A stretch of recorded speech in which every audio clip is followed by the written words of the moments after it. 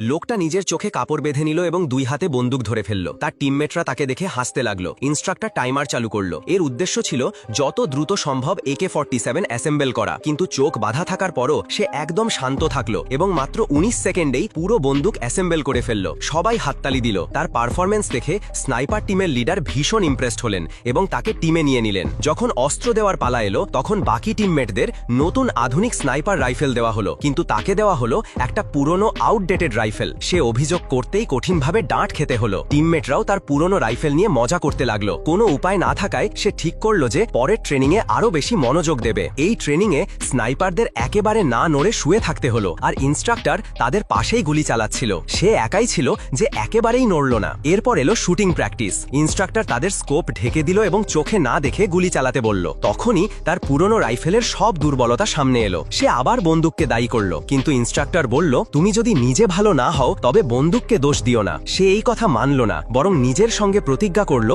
যে সে নিজের যোগ্যতা প্রমাণ করবেই। এক নাইট শুটিং এক্সারসাইজে অন্ধকারে টার্গেটকে মাত্র একটি গুলি দিয়ে হিট করতে হতো। বাকিরা গুলি চালিয়ে চলে গেল, কিন্তু সে শান্তভাবে বসে রইল। ইনস্ট্রাক্টর জিজ্ঞেস করলো, এখনো ফায়ার করনি কেন? সে উত্তর দিল, আমি তো এখনো গুলি চালাইনি। তারপর কোনো আলো ছাড়াই সরাসরি টার্গেট হিট করে ফেলল, সেই পুরনো রাইফেল দিয়েই একদম পারফেক্ট শট। এরপর সে ট্রেনিং শেষ করলো এবং শীঘ্রই তার প্রথম মিশন এলো। শত্রুরা এক পুরনো ফ্যাক্টরির ভেতরে লুকিয়েছিল এবং তাকে অর্ডার দেওয়া হলো তাদের শেষ করতে হবে। একজন শত্রু ফ্যাক্টরির ভেতরে, আরেকজন আবর্জনার স্তূপে লুকিয়েছিল। এত ভালোভাবে লুকানো ছিল যে খেয়াল না করলে বোঝা যেত না। দুই স্নাইপার অনেকক্ষণ স্থির হয়ে বসে থাকলো, কিন্তু আবর্জনার দুর্গন্ধে শত্রুটি সামান্য নড়ে চড়ে উঠল। সেই ছোট্ট নড়াচড়াতেই তার অবস্থান ধরা পড়ে গেল এবং লোকটা সঙ্গে সঙ্গে তাকে ধরে ফেলল।